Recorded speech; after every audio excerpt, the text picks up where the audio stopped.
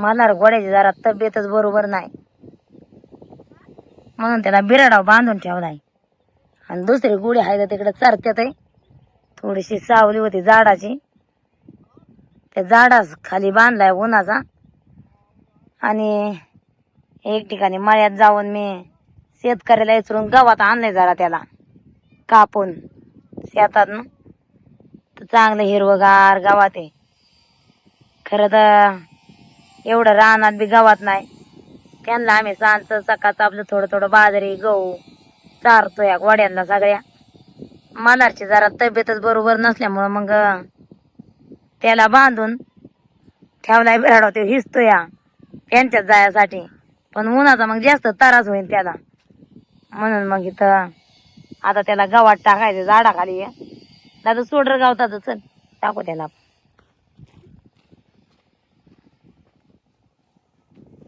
वरनं टाकता येईल का? तार लागत नाही तर इथं टाक बा, टाक मोर सर मागात. आता थोडं थोडं खाईन तसं त्याला गावात टाकणार आहे. एवढ्या त्याचं पोट भरून, पण त्याने खाल्लं पाहिजे. त्याची बी तब्येत बरोबर नाही, त्याच्यामुळे तो एवढा तरच बी नाही, म्हणून मग गोड्यात जाऊन नाही दिला आम्ही. गोड्याला गावात आणाय गेले त्या वावरामध्ये, बांधाने जरा गावात कापलं त्या शेतकऱ्याला इचरून. तर ते दादा म्हणला न्या, आणि ही असली बारकी गावठी तांबाटी तर भेटली मला तिथं. 2-3 झाड होती त्यांनी लावलेले. तर ते शेतकरी म्हणला बाई लय खायला भारी असतात, थोडीशी खायला न्या तुम्हाला. आणि भरपूर पिकली होती त्या झाडाला तांबाट्याच्या. 2-3 झाडं होती, तर म्हणलं पोरं पण खात्यानं. आता चूल पेटवून घेतली या, आणि पोरांनी शेंगाची गोळा केल्या होत्या वावरातल्या, तर त्या उकडून घेणार आहे जरा. त्या ओल्या शेंगा येत, आणि शेतकऱ्याने बी दिल्यात आम्हाला सकाळी जरा, पण त्या वाळवलेले. वाळवलेल्या शेंगा म्हणजे त्या भाजून खायलाच भारी, आणि ज्या ओल्या शेंगा असतात त्या उकडून खायला भारी.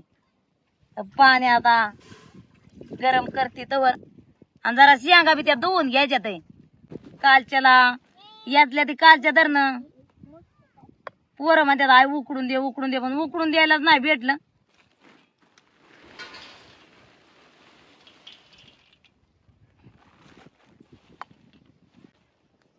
चांगल्या बऱ्याच शेंगा त्यांना गावल्यात या.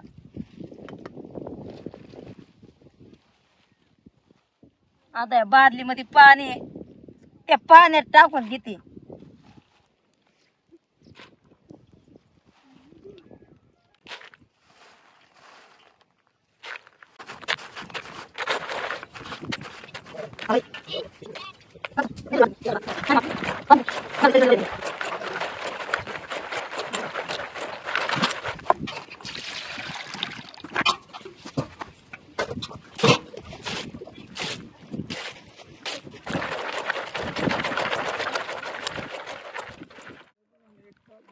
आता जेवढ्या बसत्या ना त्याच्यात तेवढ्या शेंगा टाकून घेणार आहे.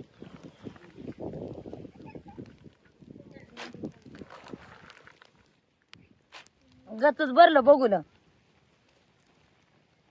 कारण पाणी टाकलं की वर तरंगतय. चांगलं मुठभर मीठ टाकलं, आणि आता शिजत्यात आहे चांगल्या.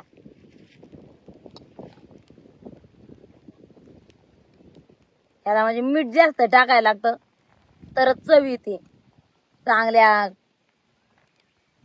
आपलं खारा शेंगदाणा बनवतो अंग अशा शेंगा लागतात खायला.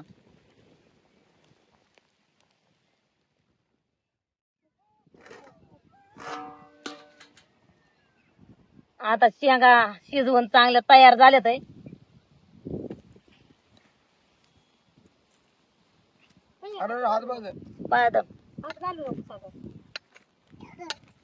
पाणी अख्खं आटलं, त्याच्यात वायच राहिले उलीच.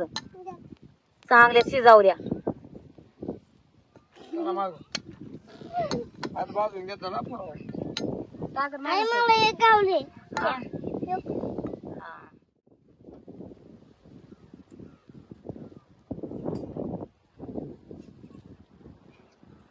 पोरांचं कांच्या धरणं चाललं होतं. पाणी ओतून घेतात. घेते नाही पाणी नाही एवढं त्यात राहिला. पाणी हा काढलं. हाय हाय ते लकी व्हाय पोते नको खराट करू.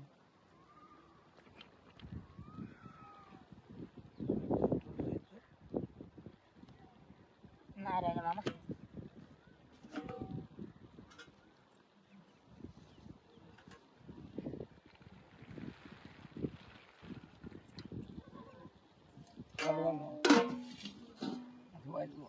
गार होणे गार.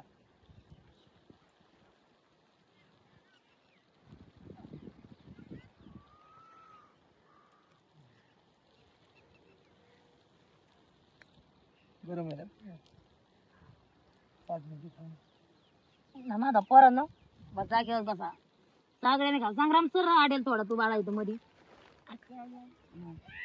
मोर तरी आणि सालपाड्याचं टाका. मला थोडं थोडं खायचं तेवढं खा. मग आबाला आणि बाबला राहून या. मस्त अशा शेंगा मी उकडून घेतल्या किंवा शिजवून आणि आता सगळी पोरं खायला लागली. कशी काय चव आहे मामा? आता मागून मीठ टाकलं ना मिठाने थोडं टेस्ट आली. कारण मीठ जास्त टाकायला लागतं शिजून. मग त्याच्या आतमध्ये त्याचा आंवल जातो त्या वाफचा मिठाच्या पाण्याच्या आणि मग त्या शेंगा अगदी चवदार लागतात. इकडं चुलीहून भात बी घातलाय शिजायला आता आणि इकडं पोरांचं चाललंय शेंगा खायचं. आता आम्हाला नदीहून पाणी आहे. नदीचं पाणी आणायचं या. प्यायची एक खेप आणली आणि आता वापरायचं. आंघोळीचं पाणी आपलं नदीहून आणायचं या.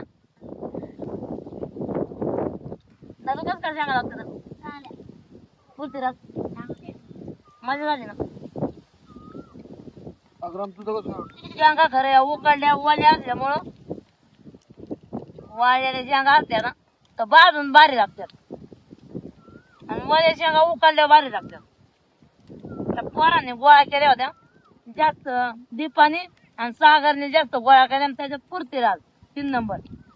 दीपा 1 नंबर, सागर 2 नंबर, पुरतीराज 3 नंबर, दादू 4 नंबर आणि संग्राम 5 नंबर आहे शेंगा गोळा करायला. खायला समजा 1 नंबर. खायला सगळे 1 नंबर आहेत. म्हातारा नव्हतं तरी पण आहे. मोर ट्रॅक्टर चालल्या ना माझा शेंगा गोळा केल्या ना आधी 2 दिवस नुकतंच बिमून काढलेला होता. काय गाणं ऐकायचं.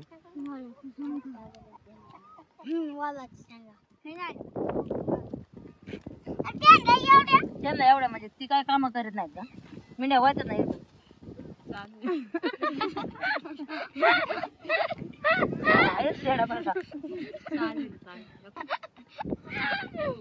मामाच्या बिया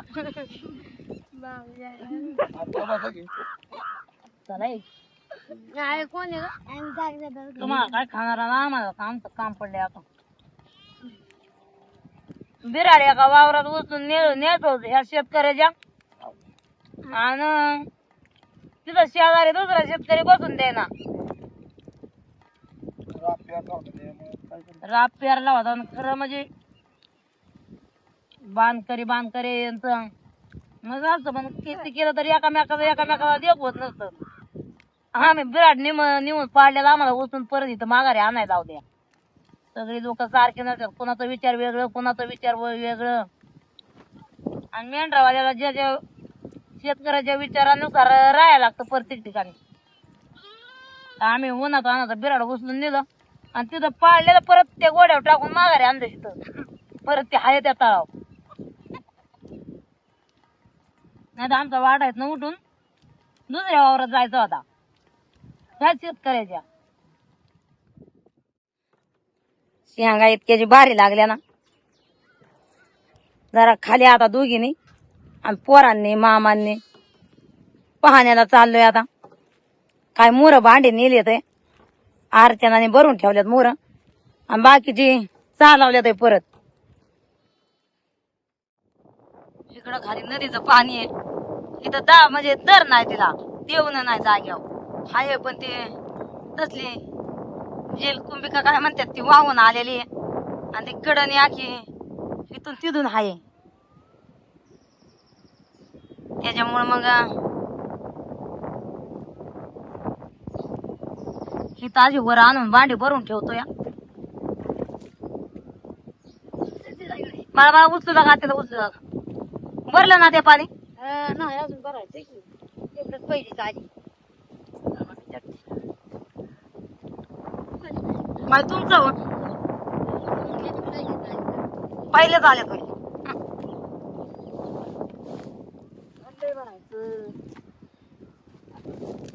येते ना मला थोडासा आम्ही जागा केला इथं. इथं म्हणजे लय खोली. हा मग पाणी इथं जर नसतं तर लांब जायला लागल. मग बारक्या भांड्याने असं भांड्यात ना वाचायचं.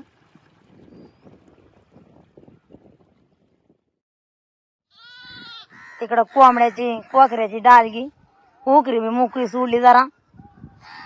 आणि ते गेलं तर पाण्याला. कारण मला म्हणलं तू इथलं काम कर बिराडाचं उरक मी पाणी घेऊन येतो. तर आले तर आता पाणी बी घेऊन वाटत.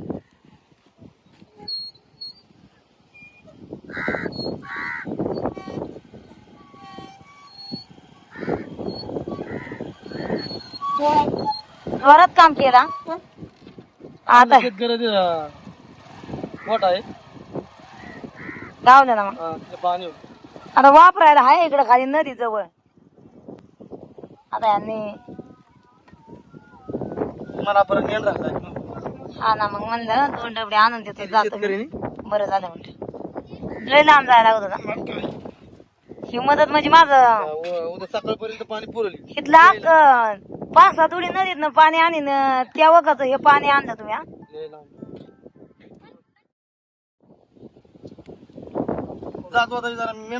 हा जा जा. हा वा मेंढराक लावा वाट लावायला जा. पोरा किती गावल्याला शेंगा भांडीत चाललेलं पोराची बरं का.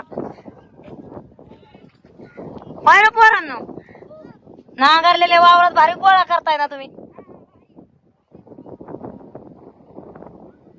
त्या तिकडे 2-3 येत. सरपानं गावलं मुठभरीतच. बाकीची सगळी भांडी भरली आणि त्यांनी 2 डबडे आणले पाणी प्यायला आणि स्वयंपाकाला बी. आता चूल पेटवून घेते पहिल्यांदा चिया ठेवून घेते. तर मेंढर वाड्यात लागायला येत्या. इकडे खालती आमच्या मिड्या आहेत आणि आप्पांच्या मिड्या आहेत. कोंबड्या शिरल्या डाळग्यात. एक राहिली तेवढी बाहेर.